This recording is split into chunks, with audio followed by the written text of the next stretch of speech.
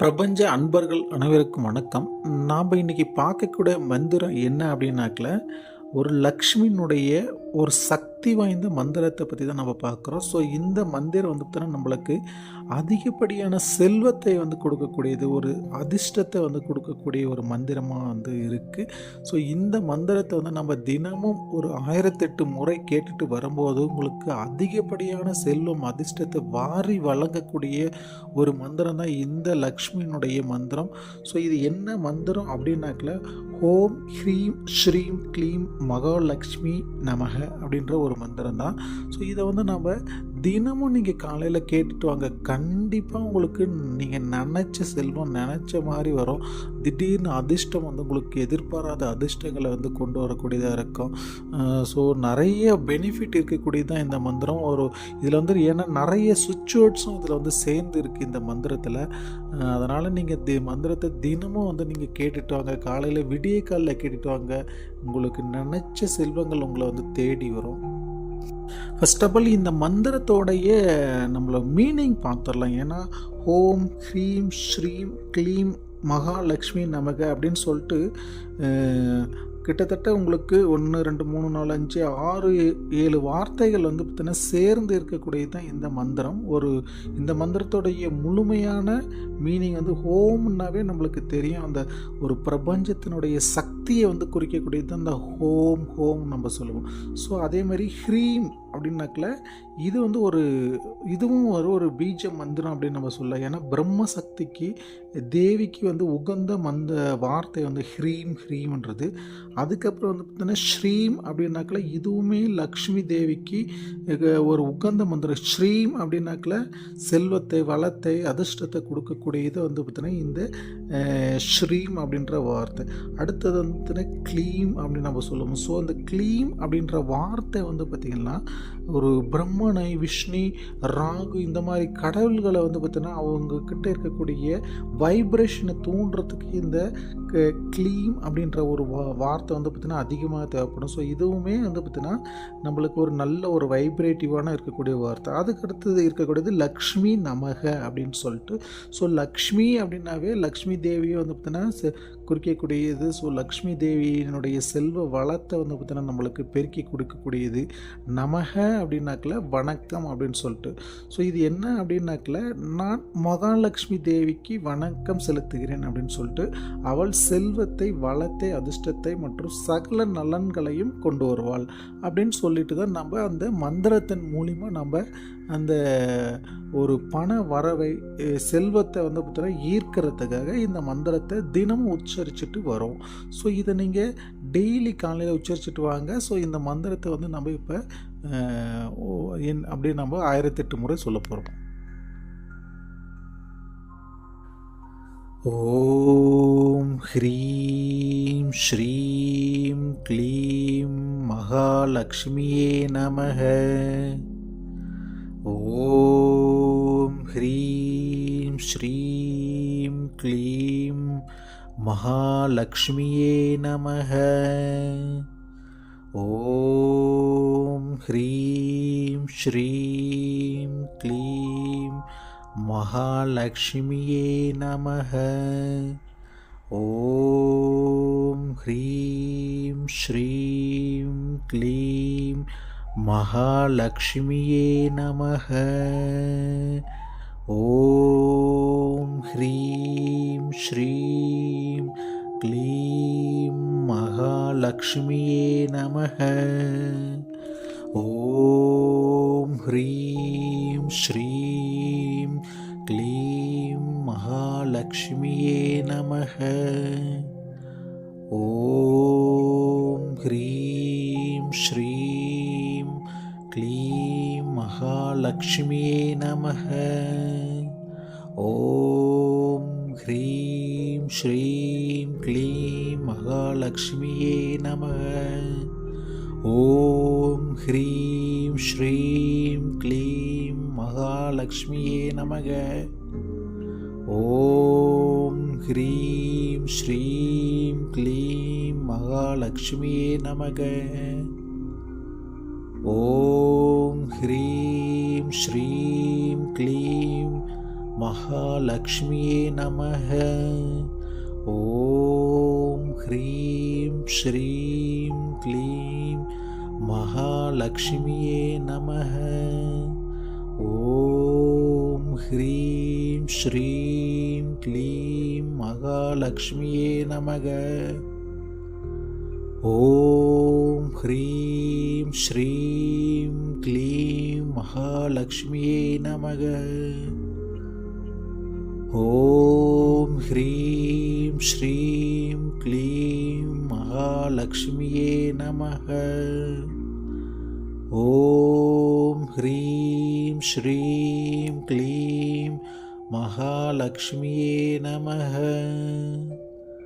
ஓம் ஹ்ரீம் ஸ்ரீம் க்ளீம் மகாலட்சுமியே நமக.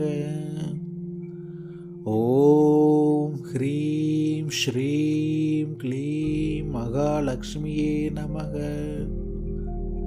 ஓம் ஹ்ரீம் ஸ்ரீம் க்ளீம் மகாலட்சுமியே நமக. ஓம் ஹ்ரீம் ஸ்ரீம் க்ளீம் மகாலட்சுமியே நமக.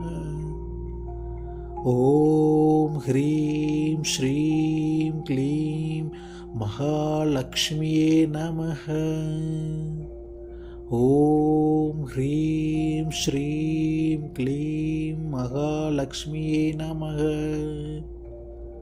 ஓம் ஹ்ரீம் ஸ்ரீம் க்ளீம் மகாலட்சுமியே நமக. ஓம் ஹ்ரீம் ஸ்ரீம் க்ளீம் மகாலட்சுமியே நமக. ஓம் ஹ்ரீம் ஸ்ரீம் க்ளீம் மகாலட்சுமியே நமக. ஓம் ஹ்ரீம் ஸ்ரீம் க்ளீம் மகாலட்சுமியே நமக. ஓம் ஹ்ரீம் ஸ்ரீம் க்ளீம் மகாலட்சுமியே நமக. ஓம் ஹ்ரீம் ஸ்ரீம் க்ளீம் மகாலட்சுமியே நமக. ஓம் ஹ்ரீம் ஸ்ரீம் க்ளீம் மகாலட்சுமியே நமக.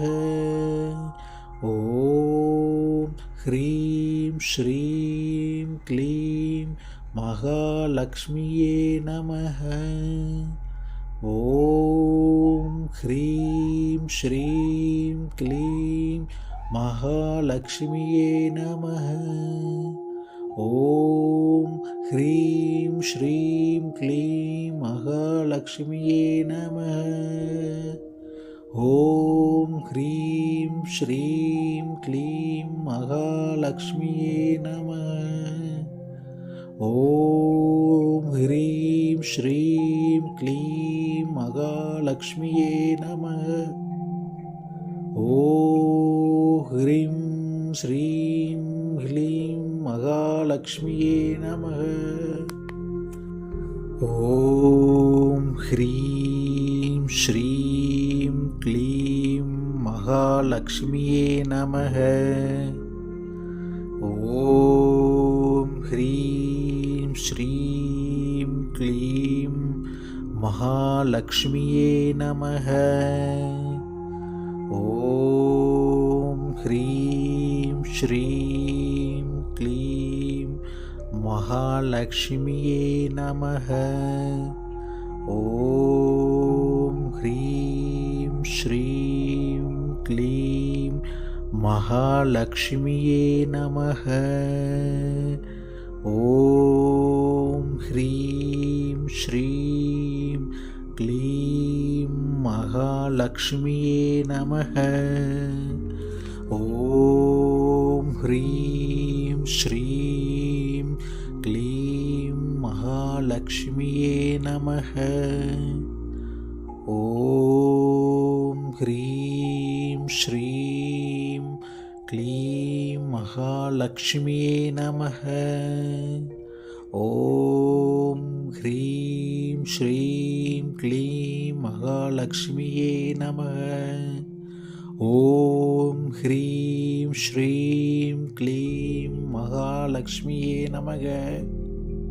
ஓம் ஹ்ரீம் ஸ்ரீம் க்ளீம் மகாலட்சுமியே நமக.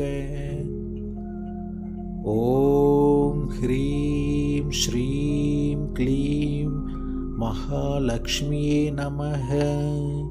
ஓம் ஹ்ரீம் ஸ்ரீம் க்ளீம் மகாலட்சுமியே நமக. ஓம் ஹ்ரீம் ஸ்ரீம் க்ளீம் மகாலட்சுமியே நமக. ஓம் ஹ்ரீம் ஸ்ரீம் க்ளீம் மகாலட்சுமியே நமக. ஓம் ஹ்ரீம் ஸ்ரீம் க்ளீம் மகாலட்சுமியே நமக. ஓம் ஹ்ரீம் ஸ்ரீம் க்ளீம் மகாலட்சுமியே நமக. ஓம் ஹ்ரீம் ஸ்ரீம் க்ளீம் மகாலட்சுமியே நமக.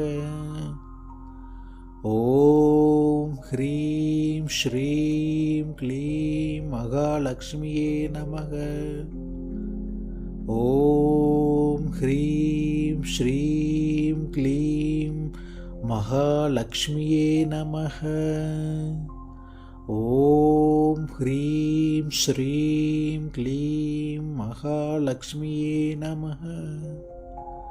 ஓம் ஹ்ரீம் ஸ்ரீம் க்ளீம் மகாலட்சுமியே நமக.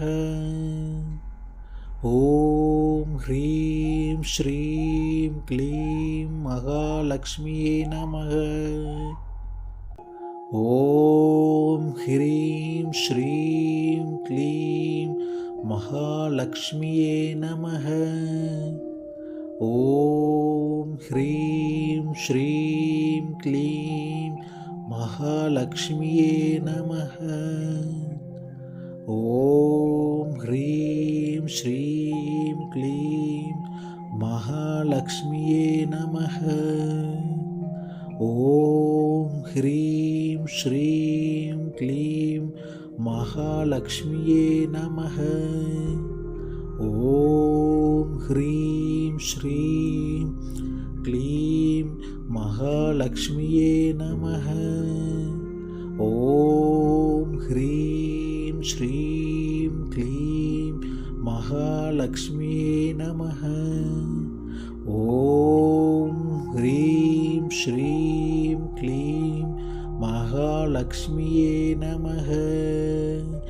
ஓம் ஹ்ரீம் ஸ்ரீம் க்ளீம் மகாலட்சுமியே நமக. ஓம் ஹ்ரீம் ஸ்ரீம் க்ளீம் மகாலட்சுமியே நமக. ஓம் ஹ்ரீம் ஸ்ரீம் க்ளீம் மகாலட்சுமியே நமக. ஓம் ஹ்ரீம் ஸ்ரீம் க்ளீம் மகாலட்சுமியே நமக. ஓம் ஹ்ரீம் ஸ்ரீம் க்ளீம் மகாலட்சுமியே நமக.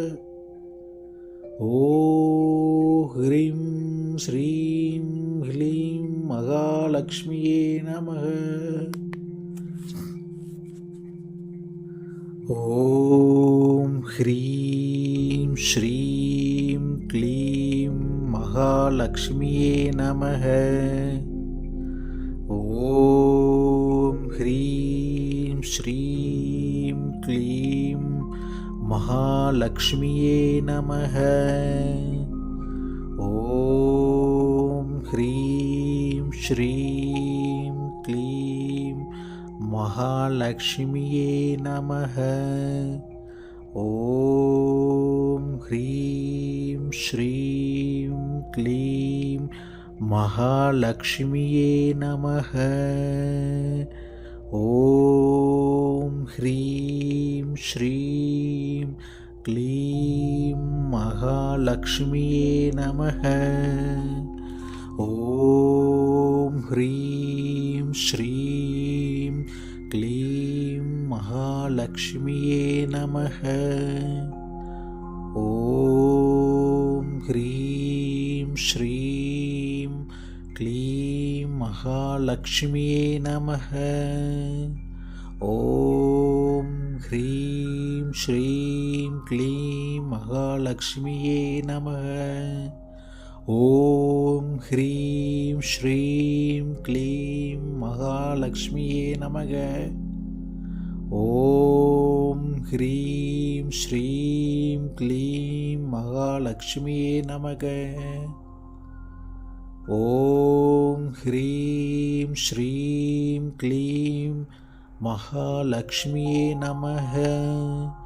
ஓம் ஹ்ரீம் ஸ்ரீம் க்ளீம் மகாலட்சுமியே நமக. ஓம் ஹ்ரீம் ஸ்ரீம் க்ளீம் மகாலட்சுமியே நமக. ஓம் ஹ்ரீம் ஸ்ரீம் க்ளீம் மகாலட்சுமியே நமக. ஓம் ஹ்ரீம் ஸ்ரீம் க்ளீம் மகாலட்சுமியே நமக. ஓம் ஹ்ரீம் ஸ்ரீம் க்ளீம் மகாலட்சுமியே நமக. ஓம் ஹ்ரீம் ஸ்ரீம் க்ளீம் மகாலட்சுமியே நமக. ஓம் ஹ்ரீம் ஸ்ரீம் க்ளீம் மகாலட்சுமியே நமக. ஓம் ஹ்ரீம் ஸ்ரீம் க்ளீம் மகாலட்சுமியே நமக.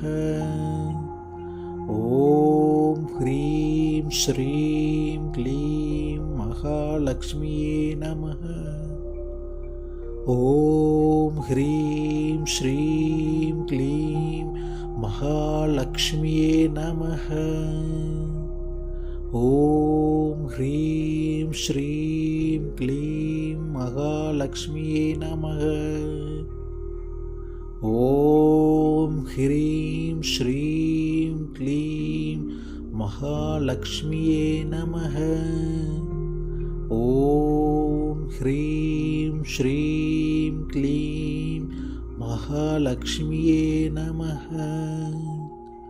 ஓம் ஹ்ரீம் ஸ்ரீம் க்ளீம் மகாலட்சுமியே நமக. ஓம் ஹ்ரீம் ஸ்ரீம் க்ளீம் மகாலட்சுமியே நமக. ஓம் ஹ்ரீம் ஸ்ரீம் க்ளீம் மகாலட்சுமியே நமக. ஓம் ஹ்ரீம் ஸ்ரீம் க்ளீம் மகாலட்சுமியே நமக. ஓம் ஹ்ரீம் ஸ்ரீம் க்ளீம் மகாலட்சுமியே நமக. ஓம் ஹ்ரீம் ஸ்ரீம் க்ளீம் மகாலட்சுமியே நமக. ஓம் ஹ்ரீம் ஸ்ரீம் க்ளீம் மகாலட்சுமியே நமக. ஓம் ஹ்ரீம் ஸ்ரீம் க்ளீம் மகாலட்சுமியே நமக. ஓம் ஹ்ரீம் ஸ்ரீம் க்ளீம் மகாலட்சுமியே நமக. ஓம் ஹ்ரீம் ஸ்ரீம் க்ளீம் மகாலட்சுமியே நமக. ஓம் ஹ்ரீம் ஸ்ரீம் க்ளீம் மகாலட்சுமியே நமக. ஓம் ஹ்ரீம் ஸ்ரீம் க்ளீம் மகாலட்சுமியே நமக. ஓம் ஹ்ரீம் ஸ்ரீம் க்ளீம் மகாலட்சுமியே நமக. ஓம் ஹ்ரீம் ஸ்ரீம் க்ளீம் மகாலட்சுமியே நமக. ஓம் ஓம் ஹ்ரீம் ஸ்ரீம் க்ளீம் மகாலக்ஷ்மியே நமः. ஓம் ஹ்ரீம் ஸ்ரீம் க்ளீம் மகாலக்ஷ்மியே நமः.